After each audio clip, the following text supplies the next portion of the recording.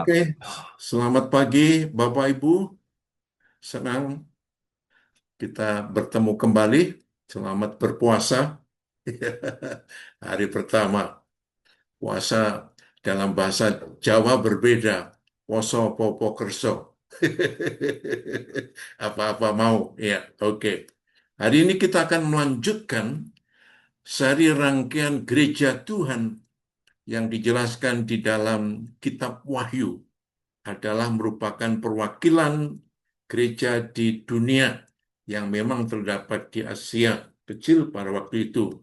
Hari ini kita akan belajar berkenaan dengan gereja di Philadelphia. PMC Philadelphia. Oke. Saya akan membaca dari kitab Wahyu pasal 3 ayat 7 sampai dengan 13. Karena ini yang mendasari daripada firman Tuhan yang akan saya sampaikan. Dasarnya dari kitab Wahyu pasal 3 ayat 7 sampai dengan ayat yang ke-13. Demikian firman Tuhan. Dan tuliskanlah kepada malaikat jemaat di Philadelphia. Inilah firman dari yang kudus, yang benar, yang memegang kunci Daud. Apabila ia membuka, tidak ada yang dapat menutup. Apabila ia menutup, tidak ada yang dapat membuka. Aku tahu segala pekerjaanmu.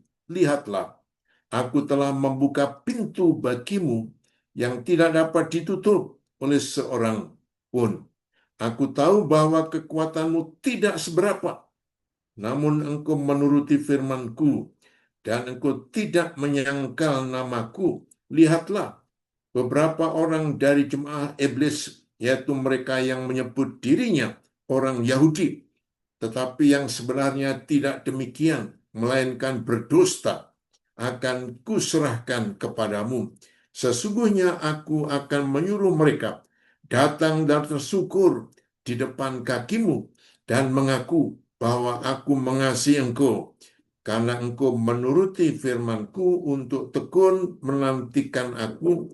Maka aku pun akan melindungi engkau dari hari pencobaan yang akan datang atas seluruh dunia untuk mencobai mereka yang diam di bumi. Aku datang segera, peganglah apa yang ada padamu, supaya tidak seorang pun mengambil mahkotamu.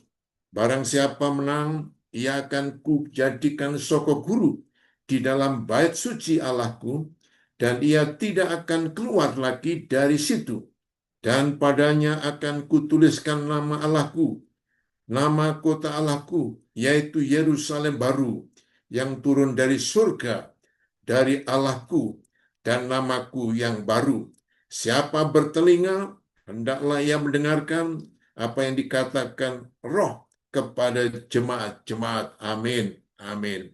Amin. Ibu Bapak, saudara sekalian, kita akan melihat bagaimana uraian daripada firman Tuhan yang telah kita baca tadi. Next. Ya. Ya. Pernahkah Anda melihat gereja yang setia dan hidup? Itu tema kita.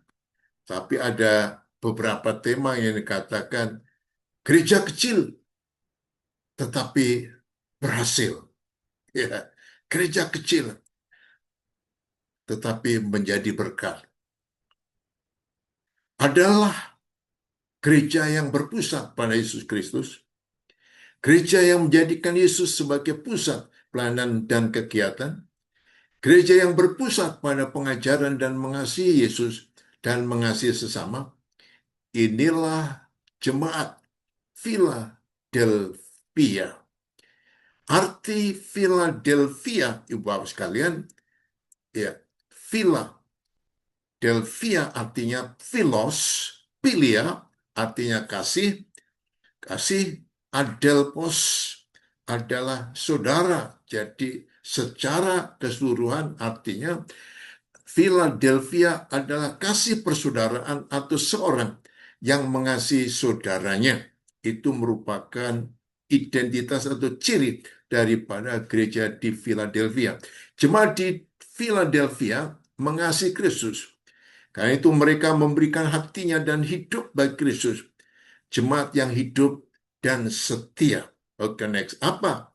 Kemudian kita akan melihat rahasia daripada eh, hidup yang setia, yang hidup dan setia. Secara manusia, yang kecil tidak berdaya menghadapi yang besar. Ya, yang kecil ini gereja di Philadelphia, yang lemah tidak tahan menghadapi yang kuat. Itu alamiahnya. Tetapi Allah mendorong gereja Philadelphia untuk tetap tekun dan bertahan atas tantangan dan penderitaan yang mereka hadapi.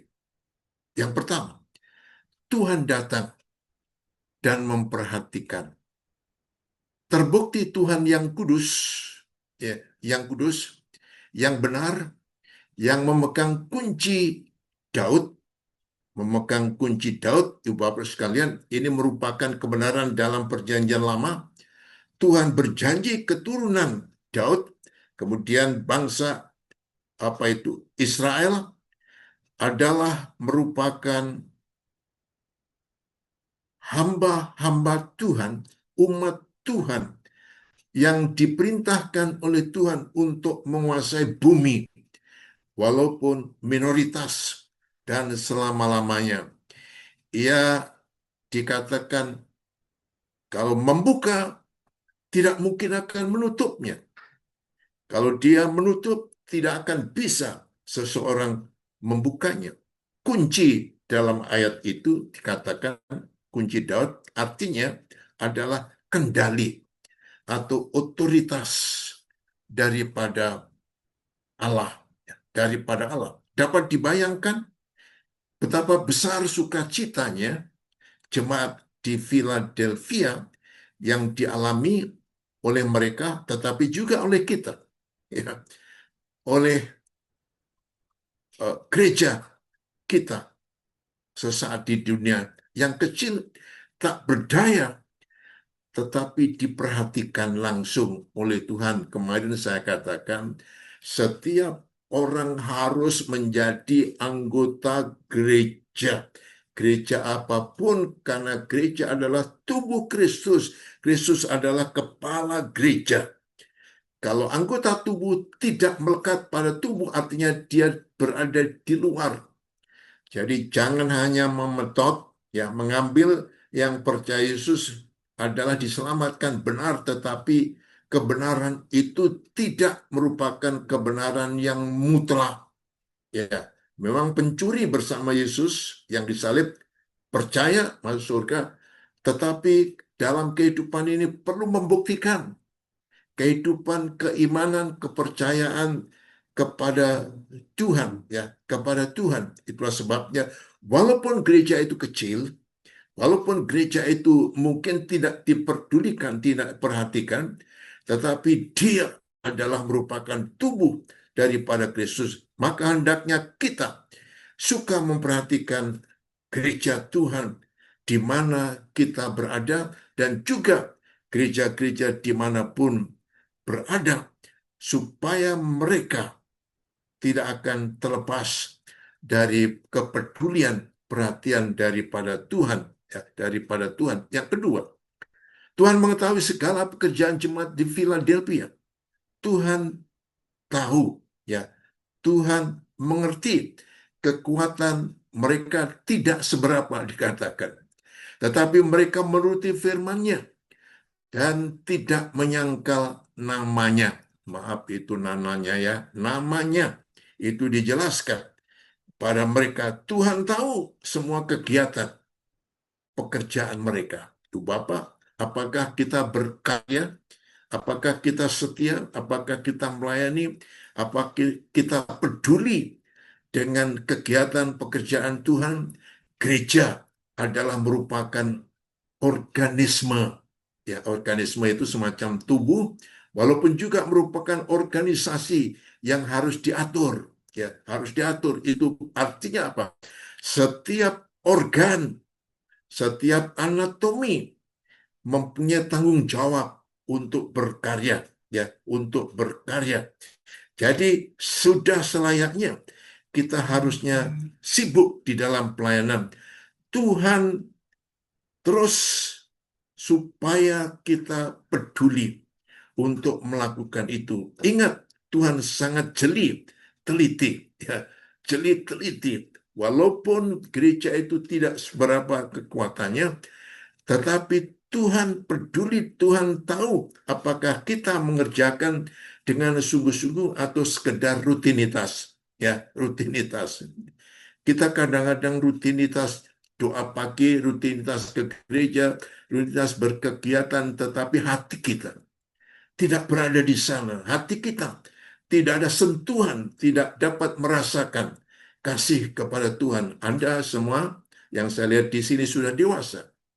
Kalau Anda mengasihi seorang suami atau istri, bisa dirasakan. Ya, dirasakan.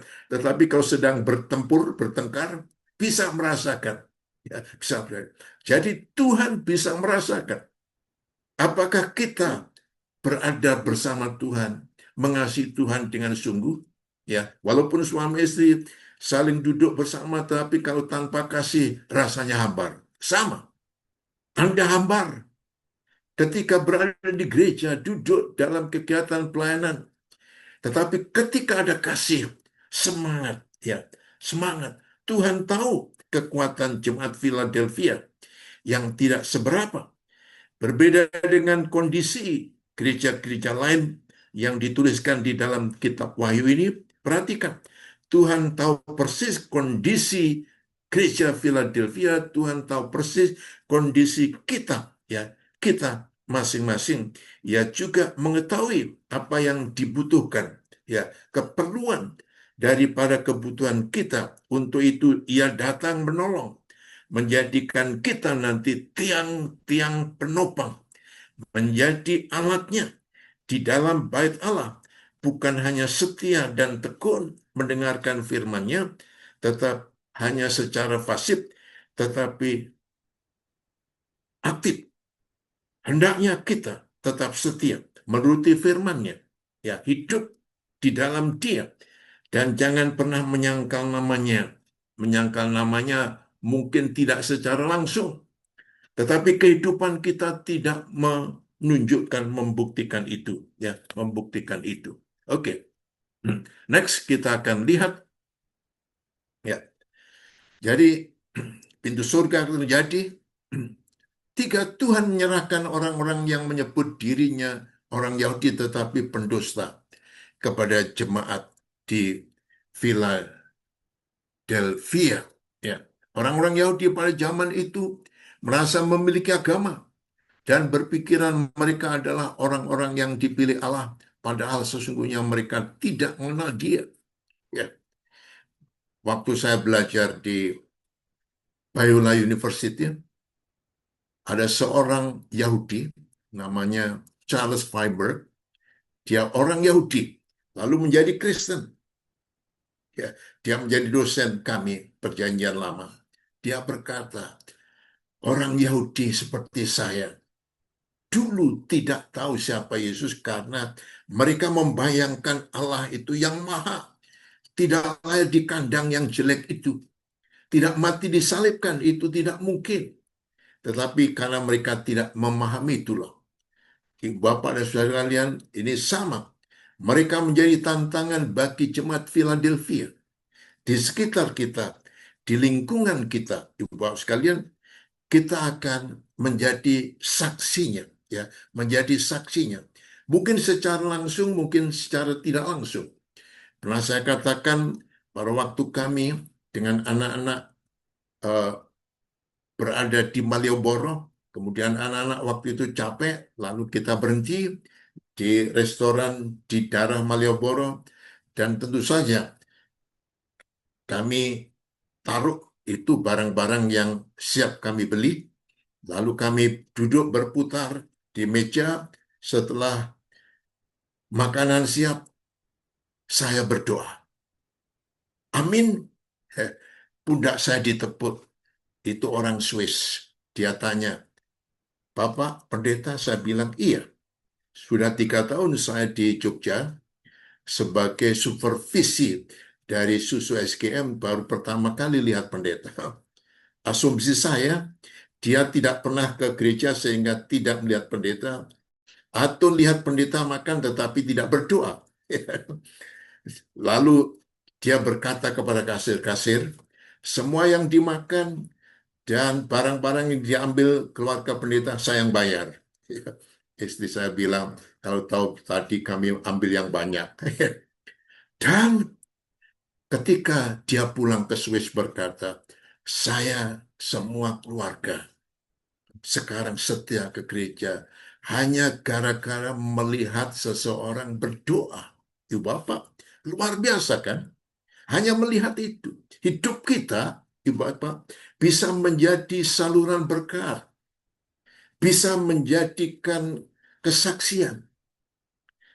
Apalagi kalau kita bicara, kita membuktikan di dalam kehidupan kita. Oleh karena itulah Ibu Bapak sekalian yang empat. Tuhan mengingatkan jemaat Philadelphia yang tekun menantikannya bahwa dia akan datang segera. Ya, datang segera. Apa itu artinya, Ibu Bapak sekalian? Hidup ini merupakan perjalanan. Tujuannya adalah sono itu loh, surga.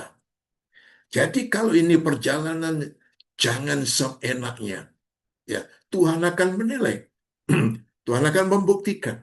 Mari kita tekun setia, membuktikan bahwa kita ini sedang menuju kepada tujuan yang abadi itu, ya, yang abadi. Tuhan mengingatkan jemaat Philadelphia supaya mereka memiliki pengharapan bahwa Tuhan akan datang, ya. Tuhan akan datang. Karena itulah Ibu sekalian, kita hendaknya tidak bahasa Jawanya leha-leha atau kita mediocre, artinya merasa nyaman, ya hidup begitu-begitu saja. Ini sudah hampir 2 bulan, tahun 2026. Kita sudah mengadakan resolusi mungkin. Apakah ada peningkatan? Apakah ada perkembangan? Apakah ada pertumbuhan dalam kehidupan kita sebagai anak-anak Tuhan? Ya, anak-anak Tuhan. Itulah sebabnya kita perlu hidup di dalam kebaikan-kebaikan Tuhan yang semestinya kita lakukan, ya. Kita lakukan sebagai orang-orang yang percaya. Oke, next. Ya, next.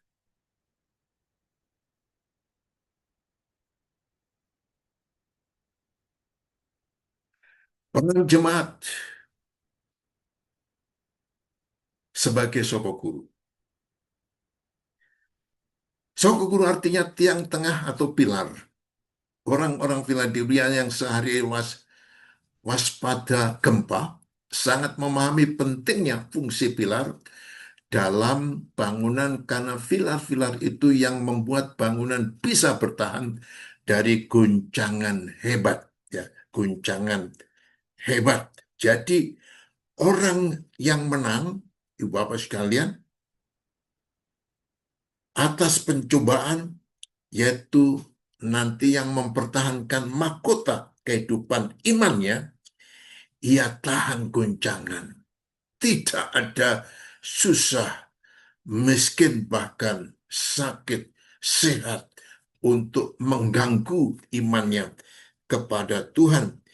Ia berguna bagi dirinya sendiri, tapi juga menjadi penopang bagi orang lain sebagai guru, sebagai pilar. Karena itu istimewa di hadapan Allah. Di hadapan Allah. Padanya akan kutuliskan nama Allahku, nama kota Allahku, dan namaku yang baru. Karena itu tetap fokus kebenaran firman Tuhan. Sebagai sokong guru dalam keluarga maupun gereja, kita berdiri di atas dasar firman Tuhan yang mengubah hidup, yang memberkati hidup, yang menolong hidup, menguatkan hidup adalah firman Tuhan. Korban Kristus juga, Roh Kudus, memberikan kekuatan sehingga kita dapat berdiri dengan kuat dan teguh. Ya, jadilah sokong guru, ya, sokong guru yang benar dan baik. Oke, next.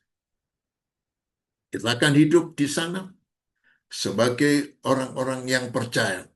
Tujuan Tuhan ingin jemaat Philadelphia terus berjuang untuk meraih kemenangan dan dijadikan soko guru atau pilar di dalam bait suci, ya, bait suci.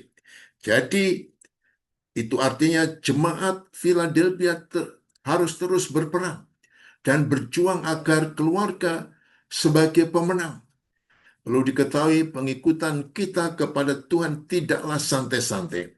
Ya, orang perang, orang bertanding, orang berjuang itu tidak santai-santai, tetapi bersiap, ya, sedia kapanpun itu kita hidupi. Tetapi penuh perjuangan di dalam perlombaan iman yang Tuhan tetapkan bagi kita. Itu pasal 12 menjelaskan adanya orang-orang beriman.